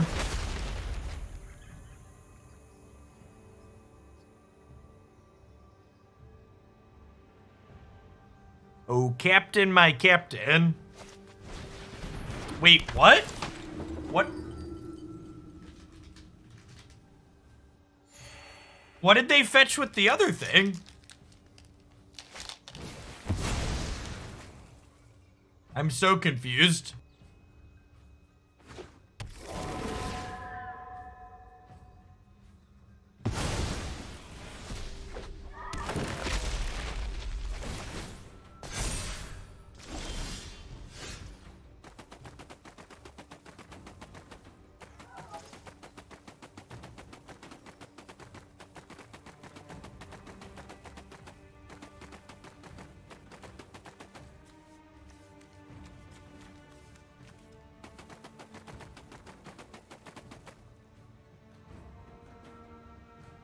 So if I haul smash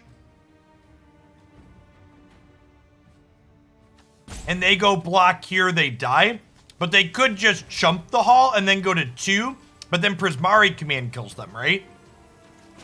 Yeah, I think haul smash is right. It either forces both their creatures off the board or puts them to 2.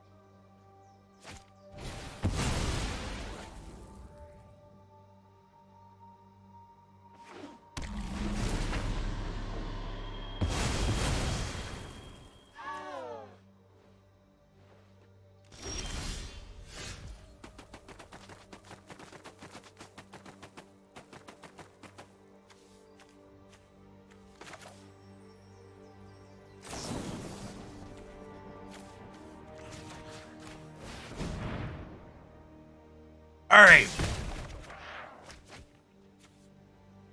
This was a bold strategy, champ.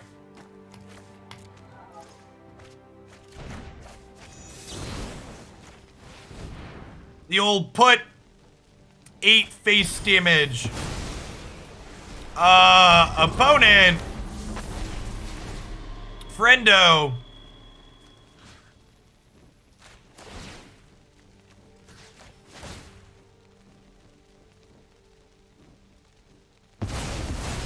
Yep, you got me. Maybe they thought I wouldn't get the triggers if they put it back under? I don't know. I don't know what was going on there.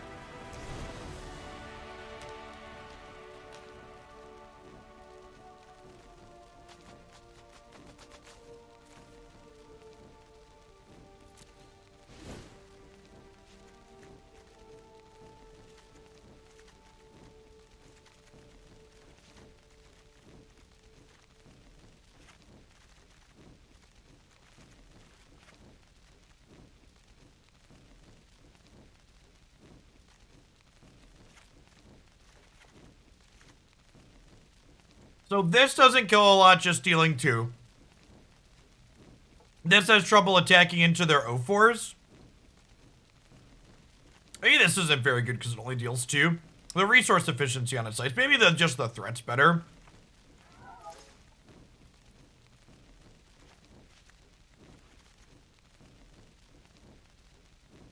I haven't done board game related videos before. It's something Christy and I always talk about doing at some point. That's something her and I do together. We've just never gotten around to it.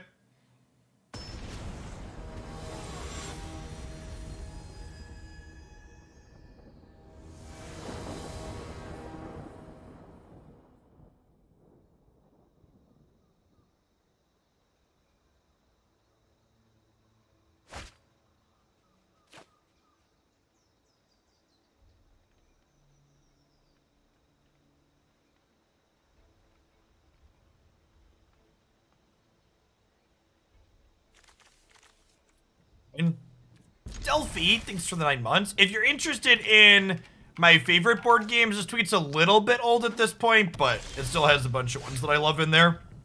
If you're looking for games Jeff likes, these are good. And then if you are this list of games, the ones we play with the kids, those are good Muggle games. So if you're looking to play board games with non-gamers, the ones in this kids game link would be my Muggle recommendations.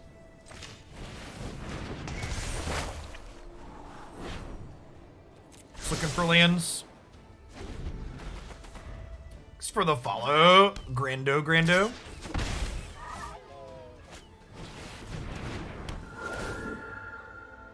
I have not played Gloomhavens. I've heard good things about it. So I'll definitely need to kill Soul Herder next turn. Extra land is great. I'm going to show Rimewall here so they don't know that Bone Daddy is in our hand.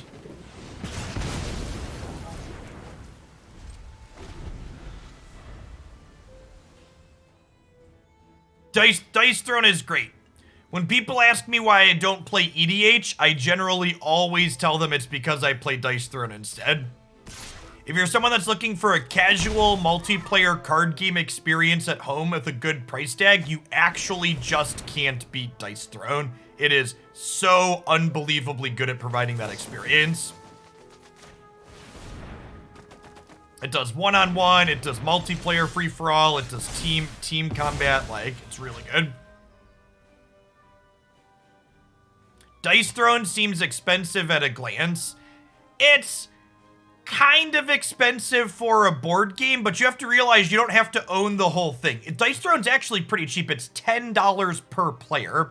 So if you buy like one of the $80 boxes, it has 8 decks with boards and dice in there for 8 people to play.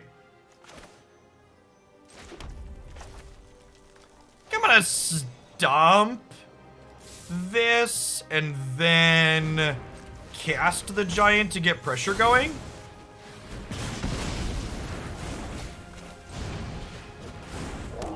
You can also buy Dice Throne in smaller quantities too.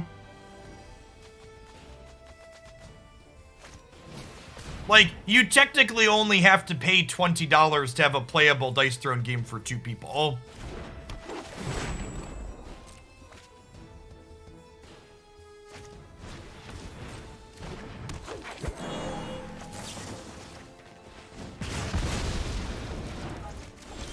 And like, if you're looking at it from the typical board game price perspective, typical board game pricing is like 30 to 40 bucks for a game, right? So if you buy 4 characters, it's 40 bucks.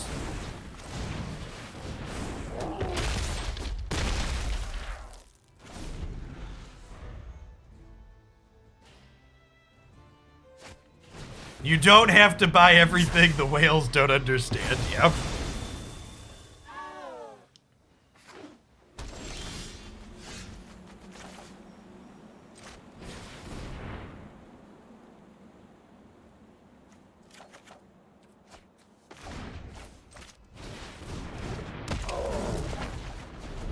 How many Scalding Turns? And Scalding Turns are pretty cheap these days.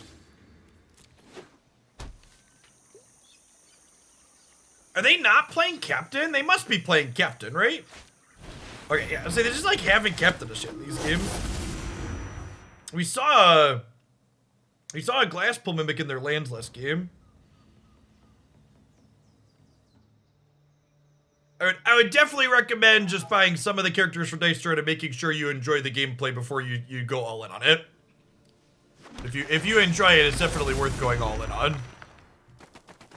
You'll get a lot of play out of it. It's a game we play with both my children and my adult friends.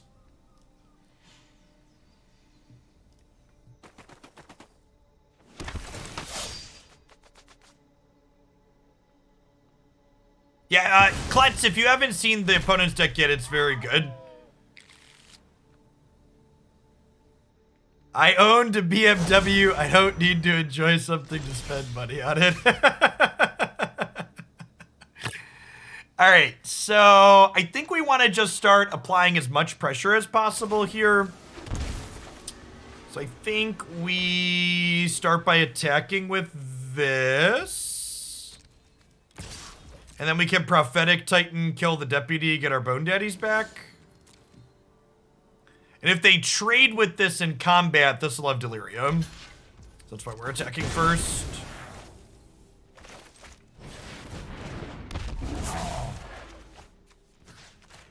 That's fair. Yeah, this deck's probably not very good against what you've been doing, Mike. The opponent's deck is probably not very good against Dragonstorm.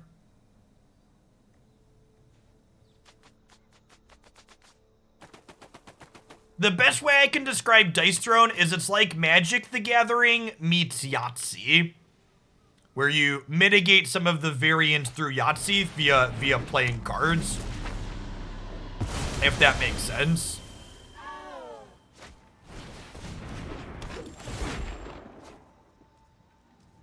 The characters have different difficulties / complexities marked on them. I'd recommend just starting with the less complicated characters. This stream isn't sponsored or endorsed by Dice Throne, but Dice Throne, if you're out there, it certainly could be. Let's talk.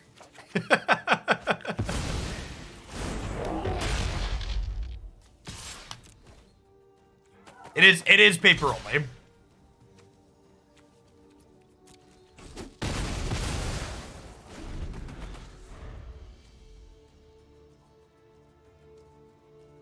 Prophetic, like, the card of this set has been Prophetic Titan. I was skeptical this card was gonna feel playable when we started, and like, it's been very, very playable.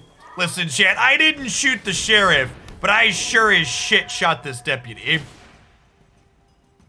So, Soul Herder, for reference here, chat, is why I made an explicit point to kill the real captain and not the Glass Pull Mimic. Because this way they don't get to get another Glass Pull Mimic in this spot. Which is valuable. Start by attacking.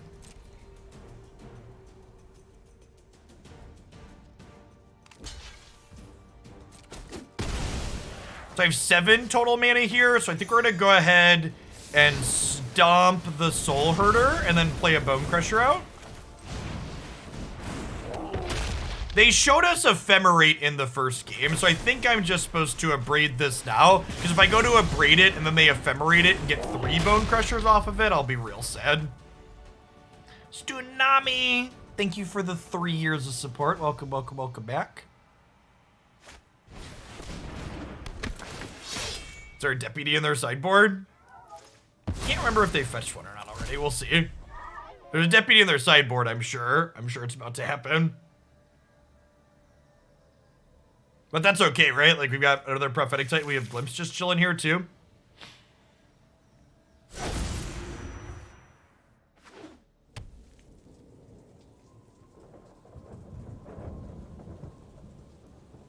Point Salad is also great. If you like drafting games, Point Salad is great.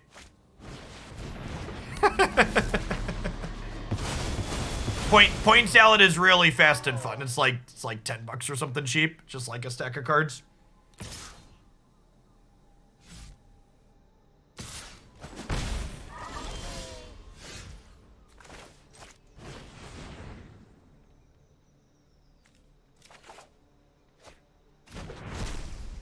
It's been, oh no, chat!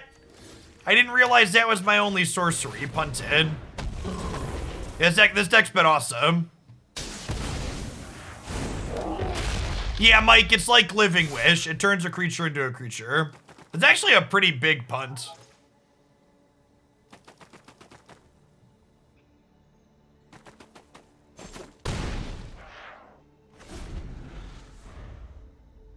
Hey, welcome back, Ouch. Thanks for keeping me around.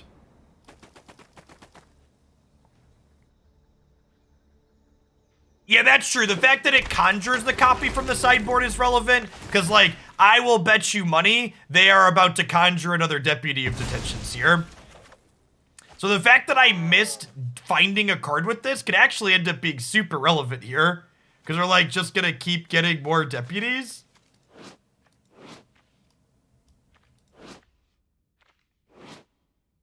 Does it not tell me when these are conjured? Oh, it's just a Soul Herder. Wait, weird. Wait, Soul Herder? Really?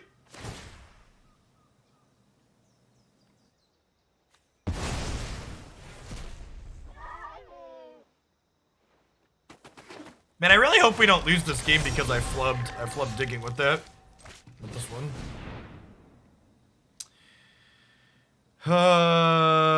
Hand. Library Exile.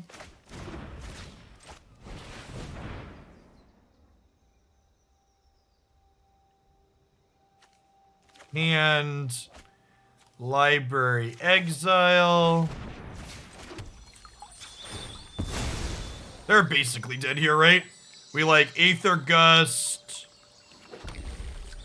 One of these. Well, I guess I don't actually want to Aether... Oh, this is a glass pool mix. So we'll Aether Gust the glass pool, because I don't want them to be able to fish up something out of their sideboard next turn like a captain. And then we'll squash this one, and then they have to trade all of these and chump.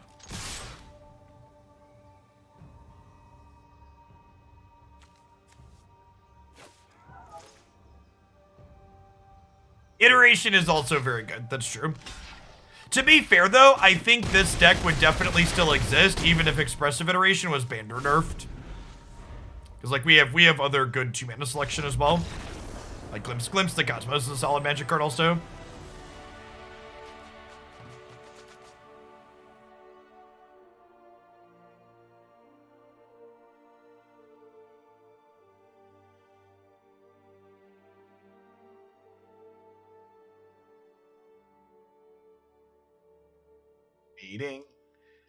Waiting. Do do do do do do do do do do do do do.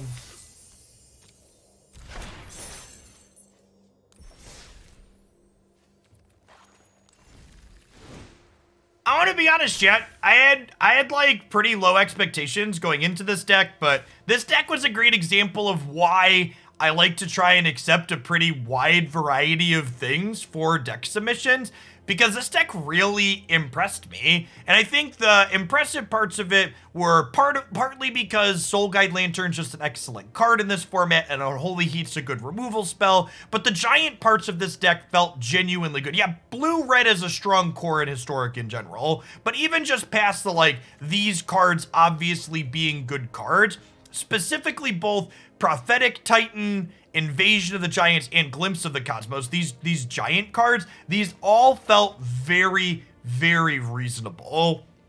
This card especially, like, especially when, like, because this lets you play a 6-mana giant for 4 on turn 4 if you play this on 2. So, like, and when this hits its 3rd chapter, it dies, giving you an enchantment. So being able to have this likely have Delirium on turn 4 was super strong. Battle of Frost and Fire just isn't really a very good card. Modern Magic design doesn't really reward you for having expensive sweepers anymore. The fact that, you know, everything accrues so much value and there's so many must-answer threats, like, you'd much rather just kill things as they enter play rather than let them build up. Yeah, and for people that missed it, we played Blue-Red Giants in Alchemy, by the way. Obviously, you don't get to play Prophetic Titan there or Bonecrusher, which are a big part of what made this deck good, but the format's also very different. So, like, for example, Soul Guide Lantern isn't particularly good in Standard. It's not legal in Standard either, right? But this type of effect isn't very good there, and you don't need the Delirium aspect, for example. So, yeah, I like this one a lot. This one will, unfortunately, if you're waiting for the whole set on YouTube, we played an hour of this before Twitch went down and now another hour after Twitch was back up. So I'm going to have to do some video editing to splice them together. So this probably won't have the whole segment on YouTube until later tonight, but it will get up there eventually.